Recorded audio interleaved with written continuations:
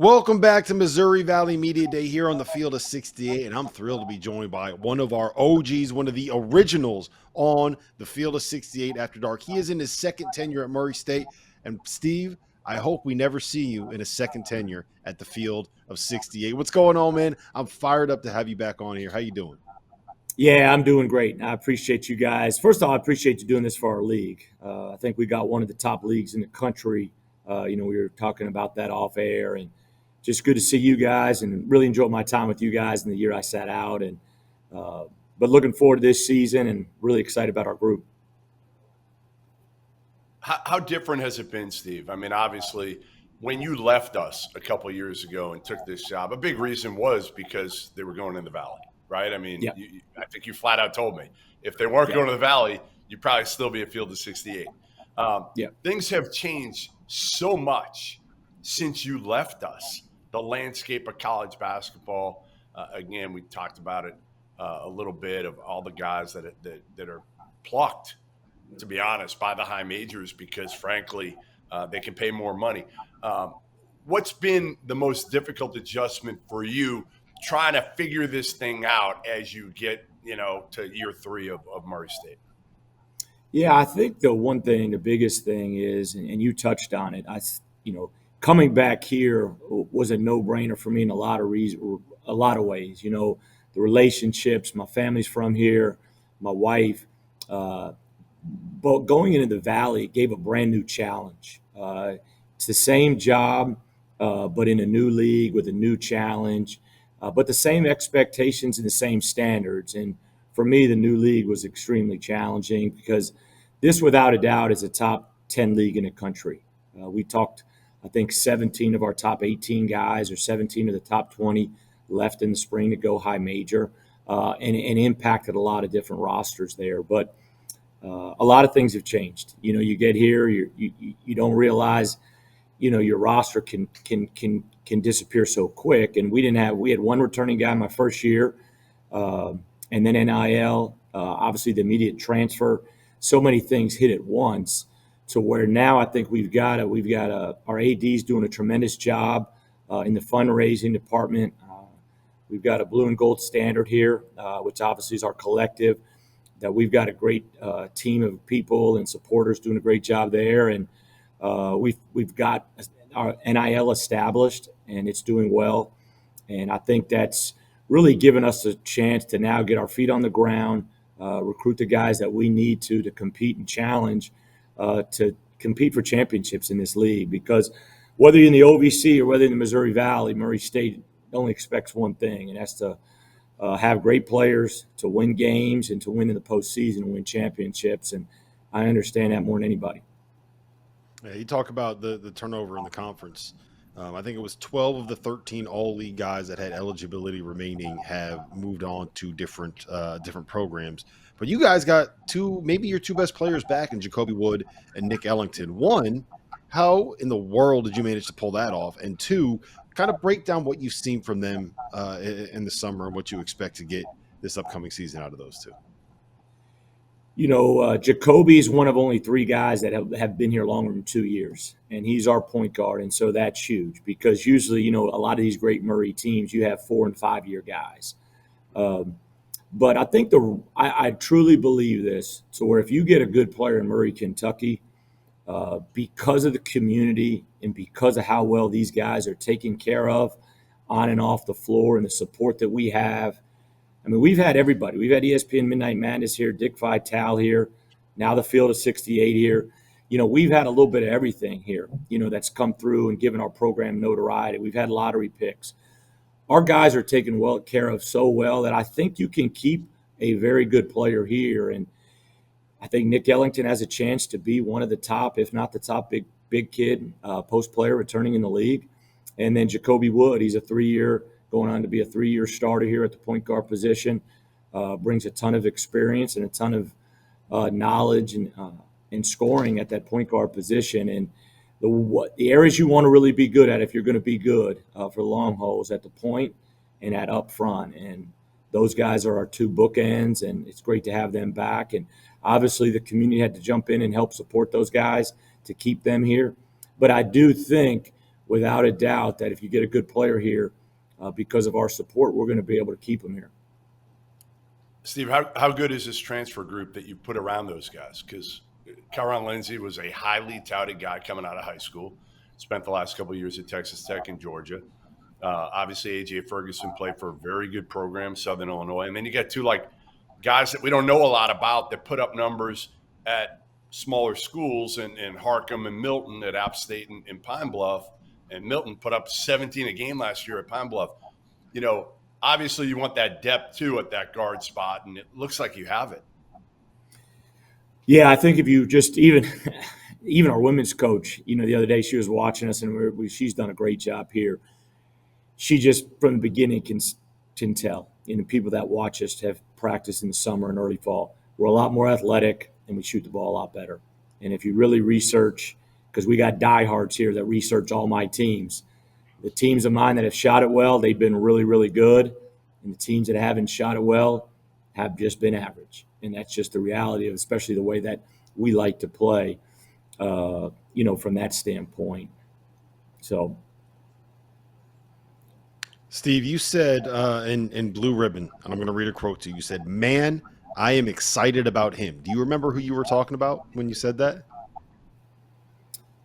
Probably a couple guys, to be honest. Kylan Milton, I think, has got a chance to be really good. And I know, Jeff, I left you short on your question talking about Kylan and Terrence. I'll jump back to there. But I would guess Kylan Milton. But, when we recruited Terrence Harcum, Dustin Kern said to me, Steve, and I know Dustin well, and he did an unbelievable job over at App last year. He said he's going to end up being one of your favorite players you've ever coached. I would guess one of those two. And I could be dead wrong, too. Laurent Rice. Yeah, and Laurent, he was injured all last year.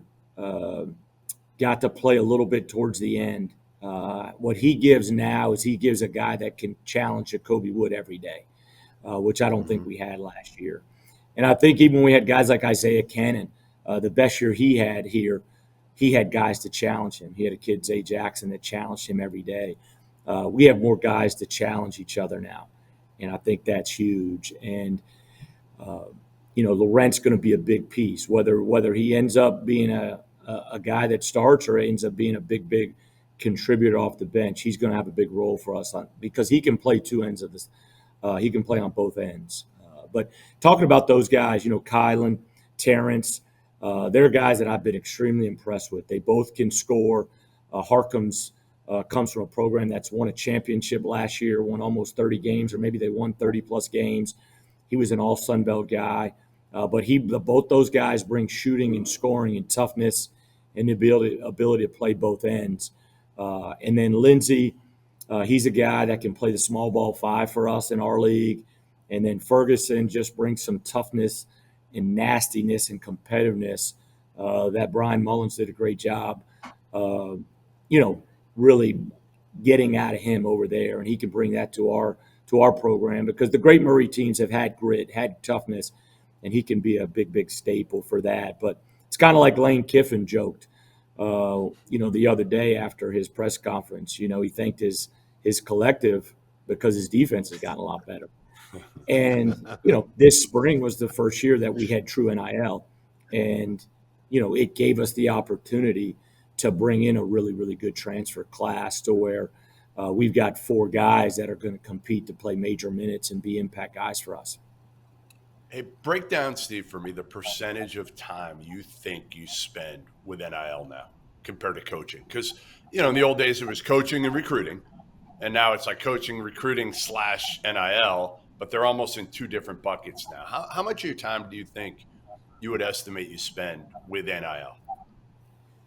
Not to the extreme to where some of the coaches to where, Murray, Kentucky's small. So we're not, in New York City to where we're having different events here and there. As we're doing this, we've got a golf tournament this afternoon. I'm in constant communication with our collective from that standpoint. We've got a mentoring program we established for our players that we meet quarterly with their mentors in town in our community, which kind of opens up doors for them, not just NIL wise, but life wise, life skill wise, job force-wise when they leave here.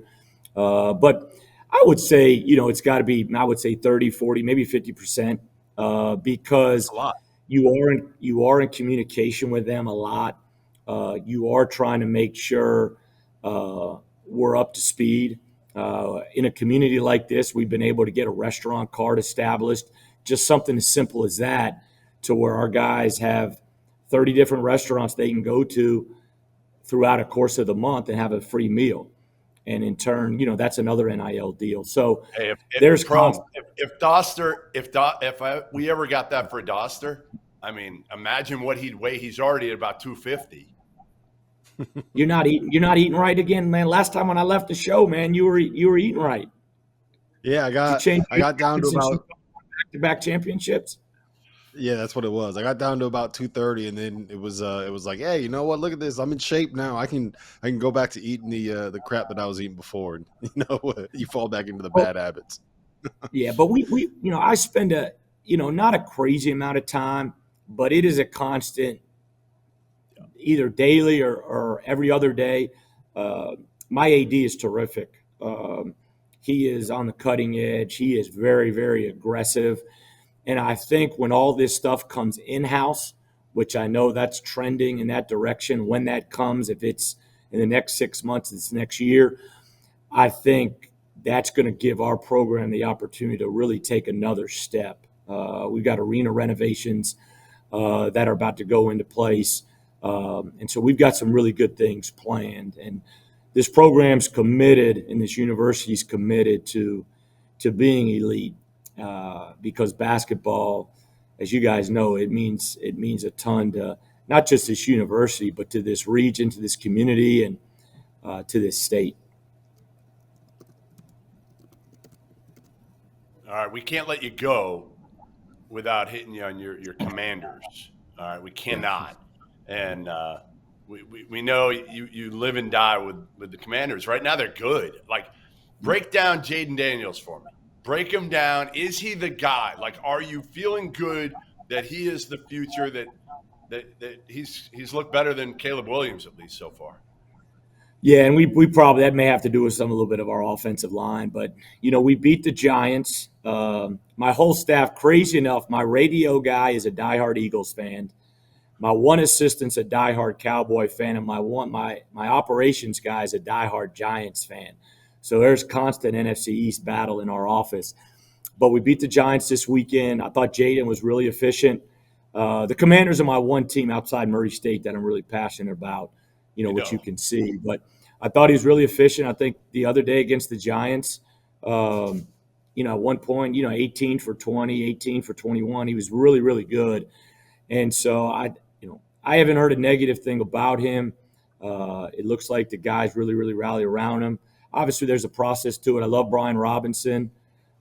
We got a defensive-minded coach, and then we've got obviously a terrific offensive coordinator in Cliff Kingsbury. And I'm fired up, man, because the Eagles and Cowboys, I just don't know how good they are this year. And the Giants, obviously, we know what Dauster thinks of them right now. So, but one of my most cherished gifts are jerseys, and I've got a lot of former players' jerseys. Monte Morris, Campaign, Halliburton, all those guys. Isaiah Cannon. Hey, you left out Niang. You left out Niang on purpose. I got Niang. Niang's already. I had Niang's framed already from when I was up in Iowa, and so Niang will be in the office. If Niang's wasn't in the office and Morris was, he'd be on me forever. And so George has made himself such a great pro. He's going on 10 years now, I think, maybe 9 years, going on 9 years now. Left in 2016. So this is going to be his 9th year as a pro.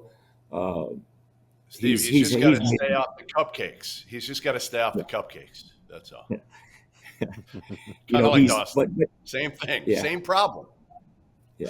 But that's the one thing these guys, as they go to the NBA, you've got to have the ability and the humility to change your game, because there's only so many stars. And he's done a great job of buying into that, and I'm really happy for him. Happy for all those guys. We've got obviously campaigns with the Knicks. Dauster, are you a Knicks fan? No, no. I'm a UConn fan. When it comes to hoops, I'm a UConn fan, Pro. I'll All root for the Sixers too because my son is a diehard Tyrese Maxey guy. So I'll root for the Sixers. right. Okay. All right. But yeah, we'll have him up in there. So, but yeah, the Commanders. It's going to be. Can we get to 10 wins? Can we go 10-7? And if we can, I think it gives us our chance. I don't know. Art Monk Well, ain't walking Steve, through that door, Pro. Man, I wish he was. See, I grew up 3 Super Bowls. I grew up through, Theismann and Mark Rippon, Doug Williams, Art Monk, John You're old. Riggins. You're old. Yeah. You're older than Yeah, me, I'm I 50. think. Yeah, I'm 50. Turned 50 this summer. You're So, younger than me. Damn it. I turned Yeah. 50 this summer. How's your daughter? She's enjoying She's good. Indiana? She's good. Yeah, she's covering any Murray State women's basketball news. Tell the women's coach to reach out to Talia. I'll do it. Guys, I appreciate it. Is this the end of it? it's always a pleasure, We man. go It's on great forever. catching up with you. Yeah. Yeah, my Thanks, favorite guys. part about having you on, and the biggest thing that I've missed, is that every time Goodman makes one of his terrible jokes, you just move right on by it like it never happened. So I appreciate you for that. It's been great catching up, man. Best of luck this season. I got high hopes for you guys. This year. I'm not saying if, I'm saying when you land a big win, make sure you clear your schedule that night. I don't care if the Commanders are playing or what. Clear your schedule. We're getting you a spot on the field of 68 after dark. We've got a We'll be great back with more. non-conference. We got a Yeah, we'll get we you got a on, great man. non-conference schedule. We go to Pitt. We open up in Nebraska and Hoiberg out in Hawaii with the Diamond Head. We've got some good ones. So, but I like our group. I'm excited, and so I Pick appreciate one of you them guys. off, man. Pick one of them off. We'll get Thanks, you on. guys. We'll be back with more Missouri Valley Media Day after this.